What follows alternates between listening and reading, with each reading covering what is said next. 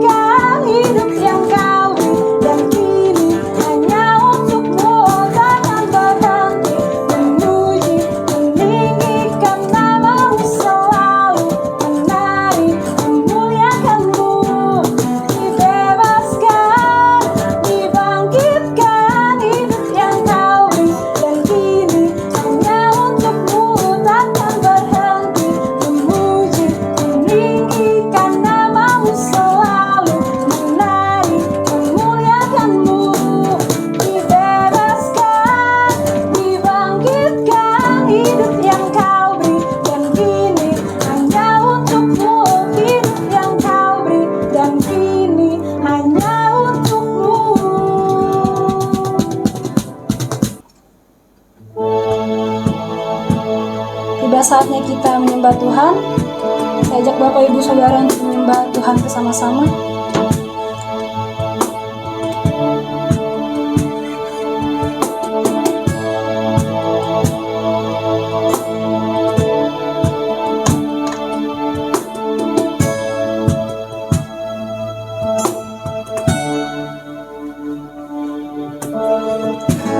Siapakah yang dapat pisahkanku dari kasih-Mu?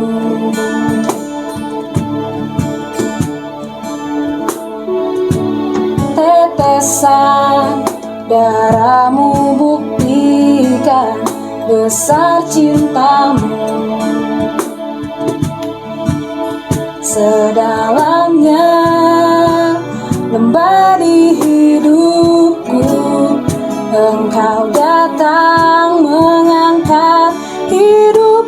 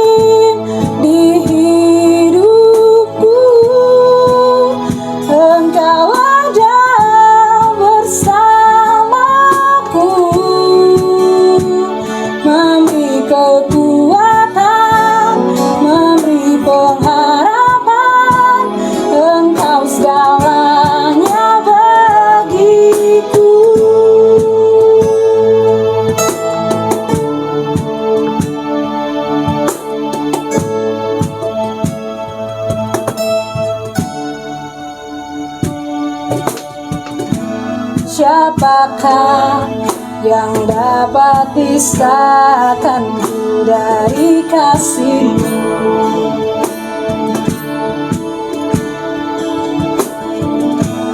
Tetesan darah-Mu buktikan besar cinta-Mu.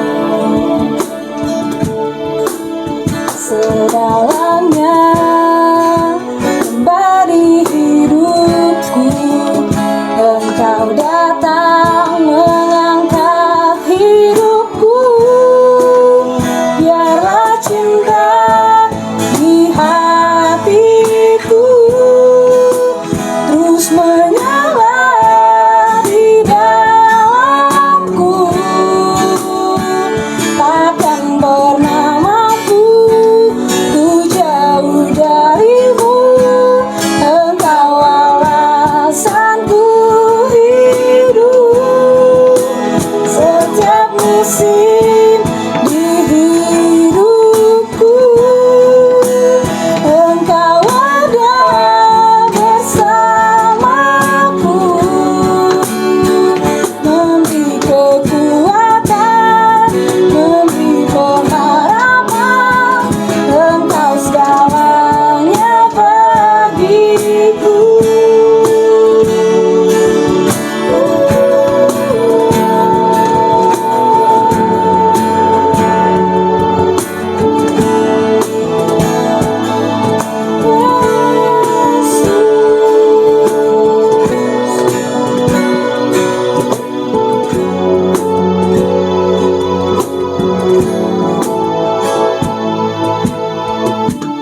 Fill my heart with a passion for You. I surrender it all. I surrender it all. Fill my heart with a burning fire. I surrender it all. I surrender it all. Fill my heart with a passion for You. I surrender it all. I surrender it all. Fill my heart with a burning fire. I surrender it all. I surrender it all.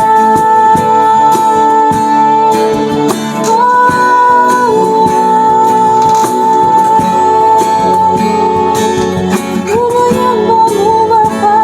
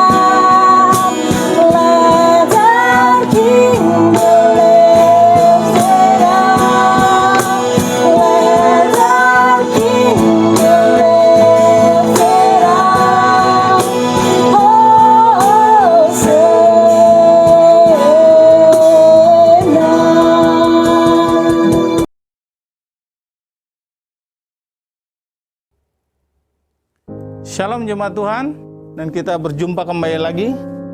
Dan kita sudah memuji dan menyembah Tuhan. Saya percaya bahwa hal-hal yang ajaib, kuasa Tuhan dan mujizat terjadi dalam kehidupan kita. Nah, waktunya untuk kita memberi. Nah, mari kita lihat dalam firman Tuhan di dalam Kisah Para Rasul 20 ayat 35 dikatakan bahwa adalah lebih berbahagia memberi daripada menerima. Inilah salah satu perkataan Yesus yang luar biasa, dan secara logika kalau kita berpikir ini bertentangan dengan apa yang kita pikirkan hari-hari ini di sekitar kehidupan kita, bahwa orang yang berbahagia adalah orang yang selalu mau menerima. Sewaktu kita menerima sesuatu, kita sangat berbahagia.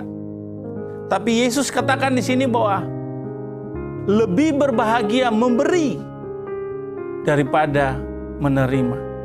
Jadi pilihannya apakah kita mau menjadi orang yang bahagia atau menjadi orang yang berbahagia.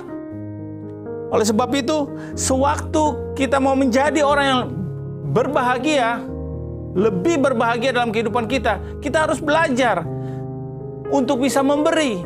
Karena orang bahagia adalah orang yang penuh dengan sukacita, orang yang penuh dengan antusias.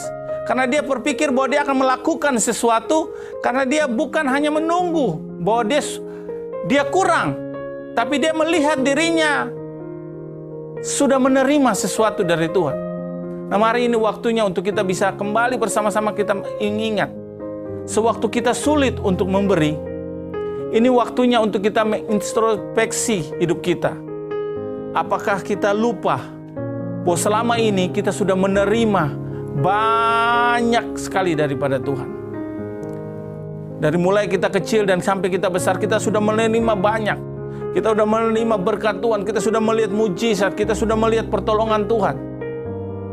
Sewaktu kita tahu bahwa kita sudah menerima banyak, inilah waktunya untuk kita bangkit. Inilah waktunya untuk kita kembali menyatakan sukacita itu. Kita menyalurkan sukacita itu dengan satu pemberian. Karena sewaktu kita memberi, kita sedang melepaskan sukacita daripada Allah. Kita melepaskan satu kebahagiaan yang kita terima daripada Allah kita. Bahwa pelajaran dari memberi, ini saya dapatkan bahwa ketika semua orang memberi, semua orang akan menerima. Artinya bahwa memberi itu sangat luar biasa. Jika semua orang mau menerima tetapi tidak mau memberi, siapa akan memberi kepada mereka? Namun jika semua orang memilih untuk memberi satu sama lain, semua orang akan menerima. Artinya bahwa bagi setiap daripada kita bahwa semua orang memberi, maka semua orang menerima. Karena kita tahu semua yang kita lakukan itu bukan karena kekuatan kita, tapi karena kekuatan, sukacita, kebahagiaan yang Tuhan sudah berikan kepada kita. Dan saya berdoa supaya setiap daripada kita adalah orang-orang yang berbahagia, orang-orang yang penuh dengan sukacitanya Tuhan.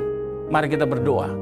Bapa, kami bersyukur, terima kasih untuk hari ini, dan kami memilih untuk kami menjadi orang yang berbahagia, supaya kami bisa melalui pemberian kami bisa membagikan sukacita Allah, kami bisa membagikan Tuhan kebahagiaan yang Tuhan nyatakan dalam kehidupan kita, bahwa kita sudah menerima hal-hal yang baik daripada Engkau.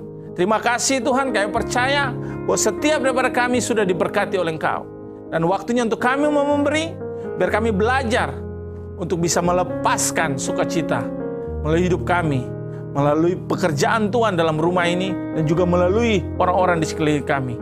Biar kami belajar di dalam nama Tuhan Yesus. Haleluya. Semua yang siap memberi sama-sama katakan, amin.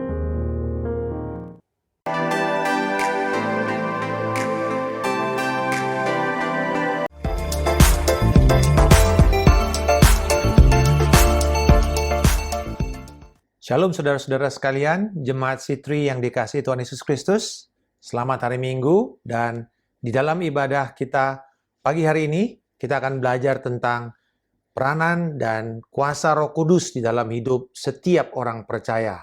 Berapa di antara saudara yang sudah menerima Yesus dan juga merasakan kehadiran Roh Allah dalam hidup saudara? Tapi ada beberapa orang yang bahkan sudah lama dalam Tuhan, seringkali mereka tidak tahu seberapakah intimnya Roh Kudus itu dengan mereka. Bagaimana kita membangun hubungan kita dengan Roh Kudus. Beberapa konsep dunia itu salah kaprah yang dibawa oleh kebanyakan masuk ke dalam pikiran orang Kristen. Mereka berpikir bahwa Roh Kudus itu seperti sebuah kekuatan, seperti force. Kalau kita nonton film Star Wars, The Force, May the Force be with you.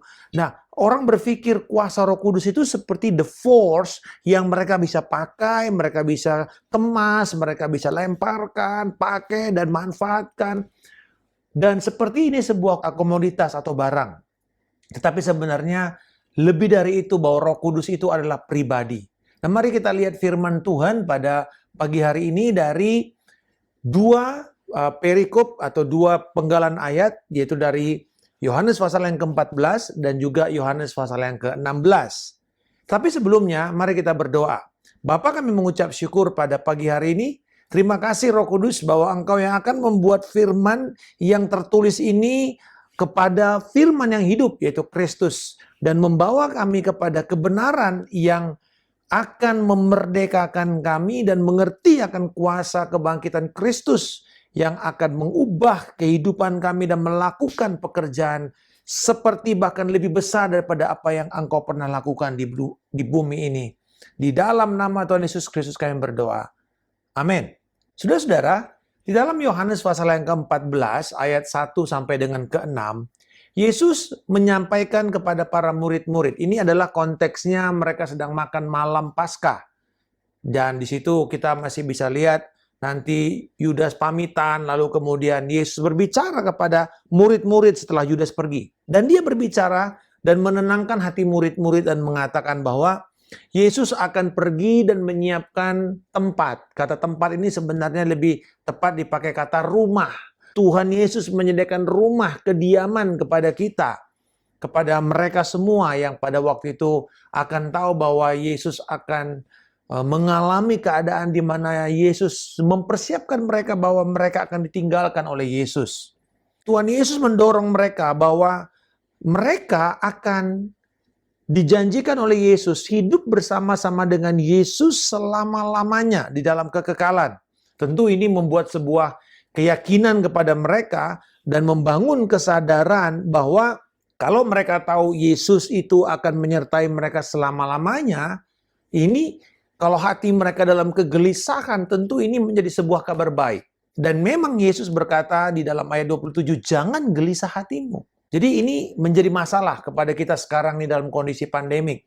Dimana kalau kita tidak punya sakit yang secara fisik ya, apakah itu mungkin dari gangguan pencernaan, gangguan peredaran darah, atau gangguan di dalam saraf atau fisik kita. Tetapi kemudian kita merasa seperti lemah, kita merasa seperti tidak punya tenaga, maka biasanya dokter akan mengatakan, oh bapak mungkin atau ibu mungkin sedang mengalami keadaan gelisah atau stres atau tekanan mental.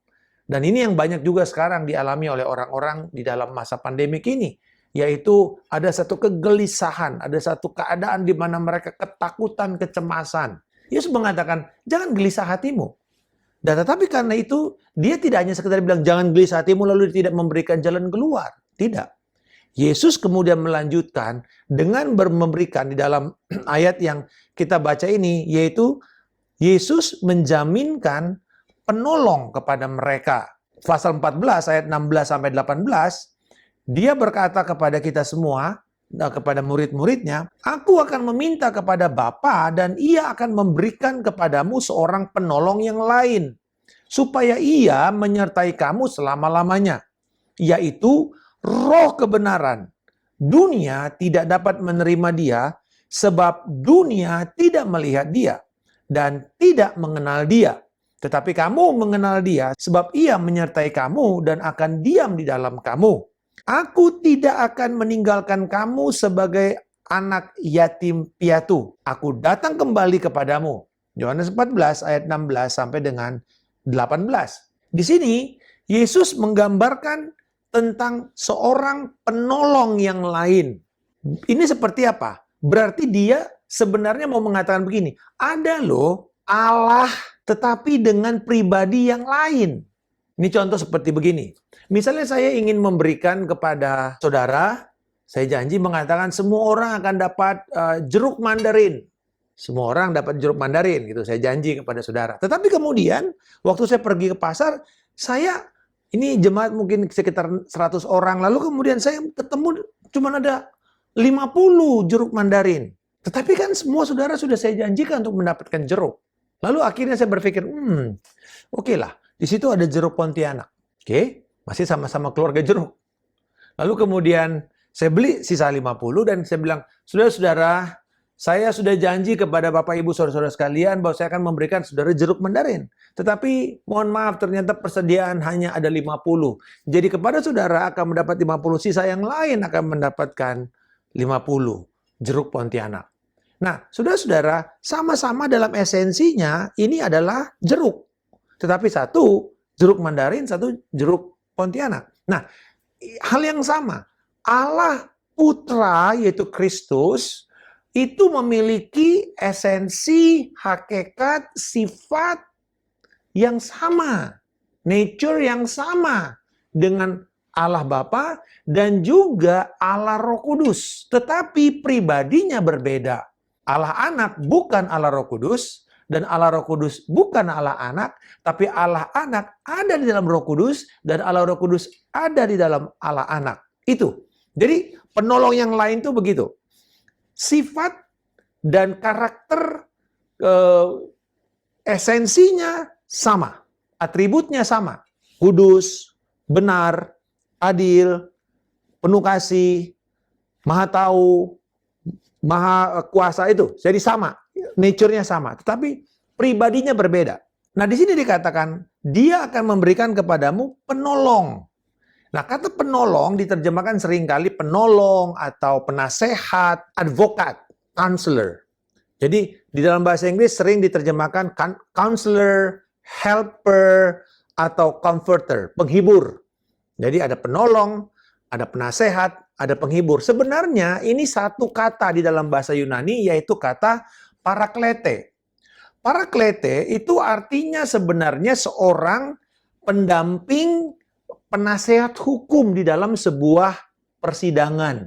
Itu arti kata penolong sebenarnya. Yaitu seorang yang mendampingi, memberikan penasehat hukum atau pendampingan hukum kepada seseorang terdakwa di sebuah persidangan. Jadi dialah yang akan berdiri dan akan melakukan argumentasi hukum kepada pendakwa, yaitu seorang yang kita sebut sebagai jaksa gitu ya, penuntut umum. Dialah yang akan berdiri membela atau bahkan membela di hadapan hakim untuk membela si terdakwa ini. Jadi itulah fungsi daripada advokat dan memang dalam bahasa Latin dipakai terjemahannya advocatus. Jadi ini seorang advokat. Tetapi juga penolong memiliki makna yang lain, yaitu ide tentang mendorong, memberikan encouragement, memberikan penghiburan. Seseorang yang bisa menanggung beban tanggung jawab dari orang lain, jadi memikul beban bersama-sama. Jadi kata penolong di sini bukan hanya orang yang akan berdiri membela kita di hadapan Allah dan melawan musuh-musuh, tetapi juga yang menanggung beban kita bersama-sama. Jadi gambaran yang diberikan kepada kita itu adalah seorang advokat, tapi juga seorang yang bersama-sama memikul beban. Terjemahan dari Knox Bible mengatakan begini. Dia memberikan satu terjemahan yang sangat indah sekali. Seorang sahabat yang selalu tersedia untuk Anda. Wow, Roh Kudus itu adalah sahabat yang selalu tersedia buat kita. Dia tidak pernah meninggalkan kita. Alkitab mengatakan, dia tidak akan pernah meninggalkan kamu. Berarti Bapak Ibu Saudara sekalian, kabar baiknya. Sekalipun kita sedang melewati masa-masa sulit, masa-masa yang tidak gampang, bahkan mungkin kesedihan, maka Roh Kudus akan bekerja, mendampingi kita, menyertai kita, menghibur kita, dan menguatkan kita. Itu sebabnya seringkali kalau dalam orang yang sedang berduka, kita bilang bahwa hanya Roh Kudus yang akan sanggup menghibur kamu. Karena kata-kata manusia terbatas, saudara. Sehebat-hebatnya kita memberikan kata-kata, hanya Roh Kudus yang akan sanggup karena Dia yang selalu ada bersama kita. Biasanya orang yang berduka gitu ya, setelah semua acara ibadah penghiburan, semua orang rame-rame datang, dia tetap akan merasa kesepian. Siapa yang bisa menolong? Hanya Roh Kudus yang bisa tersedia 24 jam, 7 kali 1 minggu, bahkan setiap hari, setiap detik, setiap saat. Saudara-saudara, Roh Kudus bersama-sama dengan kita, mendorong kita, memberikan semangat, menopang kita. Bahkan kalau kita jatuh, diangkat kembali. Bahkan kita dibersihkan dari setiap hal-hal yang mengotori kita. Dan kemudian mengatakan, ayo bangkit lagi. Ayo jalan lagi. Saudara, ini pelayanan Roh Kudus kepada kita. Dan kita perlu membangun hubungan yang penuh penghiburan ini dengan pribadi Roh Kudus. Keintiman kita. Dan ketika kita menyembah Dia di dalam roh, ketika kita mulai berbahasa lidah, ketika kita mulai berdoa dalam bahasa lidah, kita sebenarnya membangun kesadaran bahwa Roh Allah menyertai kita. Tetapi dikatakan bahwa Dia bukan hanya menyertai kita, Dia tinggal di dalam kita. Dia ada di dalam kita. Ayat 23 berkata, jawab Yesus, jika seorang mengasihi aku, ia akan menuruti firman-Ku, dan Bapa-Ku akan mengasihi dia. Dan kami, nah di sini kami berarti pribadi Allah Bapa, pribadi Allah Putra, dan pribadi Allah Roh Kudus akan datang kepadanya dan diam bersama-sama dengan dia. Haleluya. Allah Tritunggal tinggal pada kita. Luar biasa ini. Dan itu semua bisa diwujudkan oleh karya Roh Kudus dalam hidup kita. Dia tinggal di dalam kita. Bukan cuma menyertai kita, tapi Dia tinggal di dalam kita. Dan waktu kita berbahasa lidah, kita sadar senantiasa Dia ada di dalam kita. Roh Kudus memberikan kepada kita, bila kita sedang mengalami kegelisahan dan kecemasan, apa yang dilakukan pada waktu Dia ada dalam kita? Dia akan mengingatkan firman Tuhan. Dia akan membuat firman itu yang pernah kita dengar, yang pernah kita baca, yang pernah kita renungkan, yang pernah kita dapatkan. Lalu kemudian Roh Kudus akan membawa firman itu kepada fokus kita dan kita mulai memikirkan firman itu. Lalu Dia mulai menuntun kita lewat firman itu. Dan kita keluar dari kecemasan kita. Ini adalah cara Yesus untuk bertekun dan menang. Dia tidak fokus kepada apa kata orang, Dia tidak fokus kepada apa kata dunia, tetapi apa yang Dia fokus adalah apa kata firman Bapa kepada Dia. Yesus berkata, makananku adalah melakukan kehendak Bapa. Jadi waktu kita sedang gelisah, sedang patah semangat, sedang mengalami ketakutan, sedang mengalami perasaan gagal dan tidak mampu, izinkan Roh Kudus akan mengingatkan kepada saudara sekalian firman Tuhan. Lalu mulai izinkan kita fokus kepada firman Allah. Jadi Roh Kudus itu seperti Yesus. Dia datang menyertai kita, Dia memberikan semangat kepada kita, Dia membangun kita, Dia mengangkat kita pada waktu kita gagal. Dia kembali membersihkan kita dari setiap kecemaran-kecemaran dan memberikan kepada kita keberanian untuk mengatakan, ayo bangkit, sebab aku sudah memberikan kepada engkau damai sejahtera. Damai sejahtera ku tinggalkan kepada engkau. Roh Kudus adalah roh damai sejahtera. Jadi, sewaktu kita mengalami kecemasan, ketakutan, ayat 27 mengatakan, damai sejahtera ku tinggalkan kepadamu. Dan damai sejahtera yang sama yang Yesus berikan, diberikan oleh Roh Kudus kepada hati yang sedang gelisah. Nah, yang pertama tadi, mari kita bangun keintiman kita dengan Roh Kudus. Mari kita menyembah dan membangun dengan berdoa di dalam bahasa lidah. Membangun kesadaran kita akan Roh Kudus senantiasa. Dan mengizinkan Roh Kudus mengingatkan kita akan firman-firman. Seringkali bahkan di dalam saya berdoa untuk orang lain. Roh Kudus mengingatkan firman yang saya langsung sampaikan kepada orang itu. Dan orang bilang, waduh, saya sungguh Pak merasakan Tuhan menjawab saya. Tuhan tahu persoalan saya. Siapa yang mengingatkan? Roh Kudus. Nah yang kedua, di dalam Yohanes 16 ayat 13-14. Tetapi apabila ia datang, yaitu roh kebenaran, ia akan memimpin kamu ke dalam seluruh kebenaran. Sebab ia tidak akan berkata-kata dari dirinya sendiri, tetapi segala sesuatu yang dia dengarnya, itulah yang akan dikatakannya, dan ia akan memberitakan kepadamu hal-hal yang akan datang. Ia akan memuliakan aku, sebab ia akan memberitakan kepadamu apa yang diterimanya daripadaku. Nah yang kedua sini, apa yang orang percaya lihat melalui karya Roh Kudus dalam hidup mereka. Bahwa Roh Kudus dikatakan dia adalah roh kebenaran, berarti tidak ada dusta di dalam Roh Kudus. Roh Kudus tidak akan pernah memberikan kepada kita hoax. Roh Kudus tidak akan pernah memberikan kepada kita kebohongan. Kalau dia menyampaikan, dia akan menyampaikan kebenaran. Dan kebenaran itu akan memimpin kita kepada apa? Seluruh kebenaran. Apa itu seluruh kebenaran? Kristus itu sendiri. Karena Kristuslah kebenaran.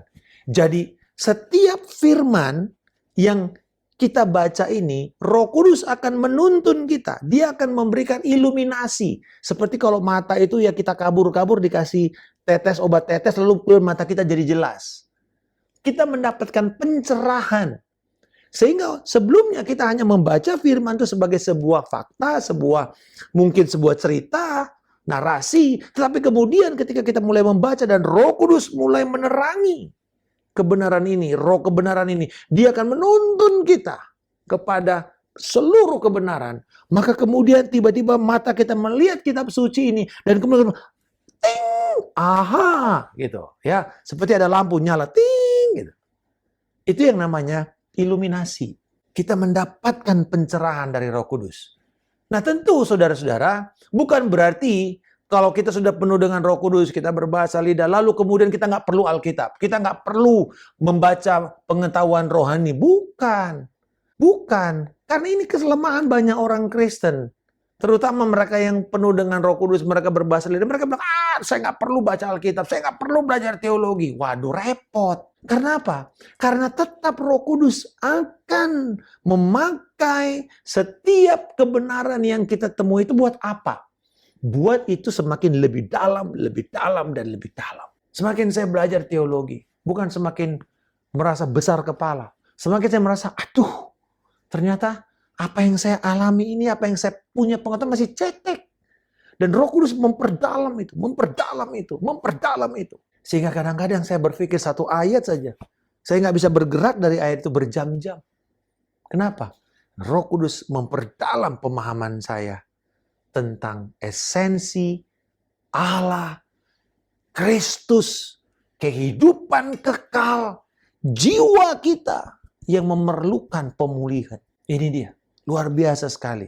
Ekspresi kata kepada seluruh kebenaran itu menggambarkan kepada satu peningkatan kebebasan, kemerdekaan yang memberikan kepada kita kemerdekaan.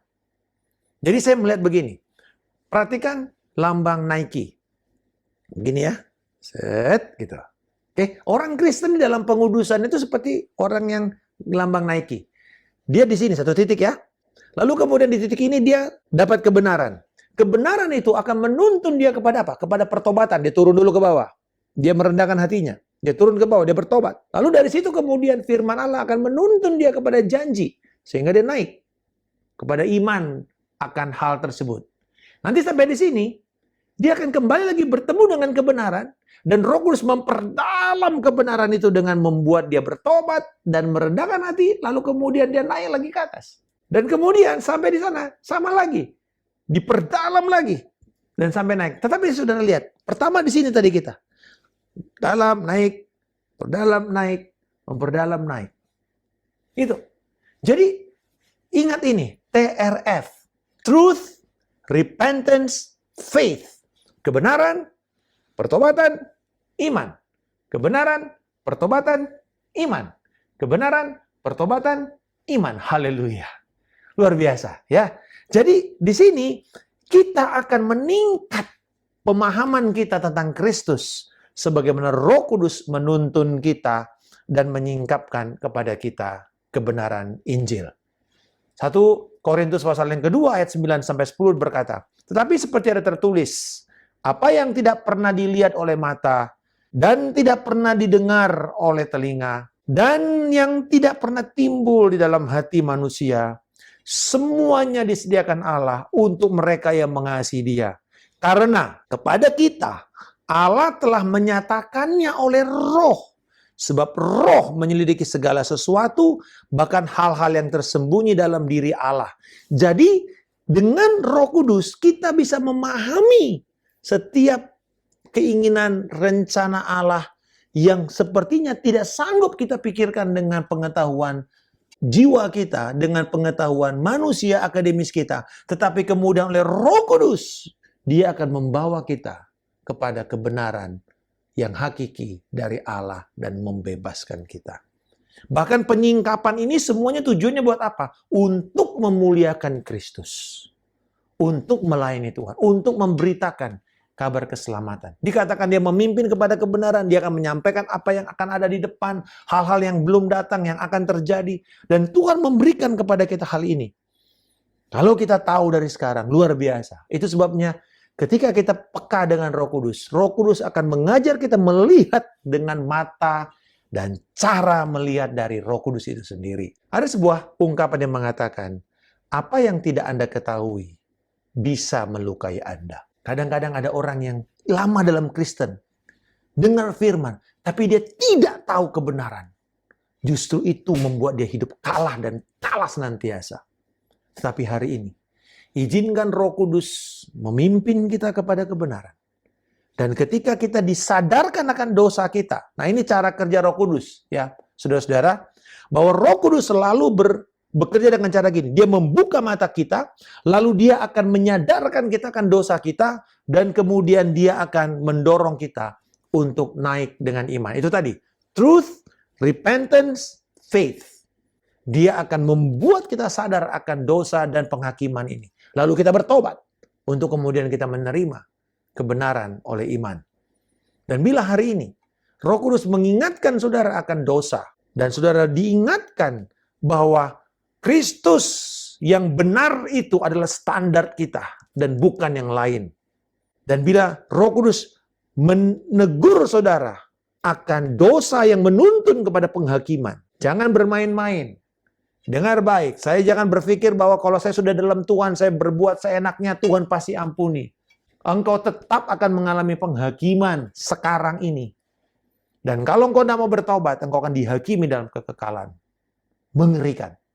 Jadi hari ini, bila Roh Kudus mengingatkan engkau, bila Roh Kudus mengingatkan engkau dengan firman Tuhan yang engkau baca, dan bila Roh Kudus mengingatkan engkau akan standar Yesus dan standar kebenarannya, mari izinkan engkau dirubah, bertobat, dan kemudian izinkan Roh Kudus menolong engkau untuk engkau dengan iman menerima kebenaran yang akan memerdekakan saudara. Roh Kudus akan menyingkapkan kebenaran yang membawa kemerdekaan. Dan biarlah pada hari ini jemaat Tuhan, jemaat Sitri yang dikasihi Tuhan Yesus Kristus, kabar baik kepada kita. Mari kita bangun keintiman dengan Roh Kudus karena dia pribadi, dia bukan kekuatan semata-mata. Tetapi juga izinkan kita memandang segala sesuatu dari sudut pandang Roh Kudus, dari kacamata Roh Kudus. Dan Roh Kudus yang akan memakai saudara menjadi pribadi yang luar biasa. Bapa mau berdoa saat ini kepada jemaat-Mu di dalam nama Tuhan Yesus Kristus. Bahwa setiap kami yang menyadari bahwa kami telah dipenuhi dengan Roh Kudus. Aku berdoa Tuhan pada saat ini, agar Roh-Mu yang mengobarkan kepada kami, membangun keintiman pribadi kami dengan Engkau.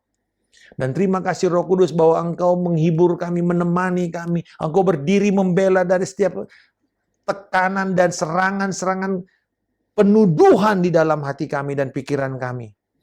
Demikianlah firman Tuhan, bahwa setiap penuduhan yang selama ini musuh berusaha masukkan dalam itu, bawa itu kepada Roh Kudus pada hari ini.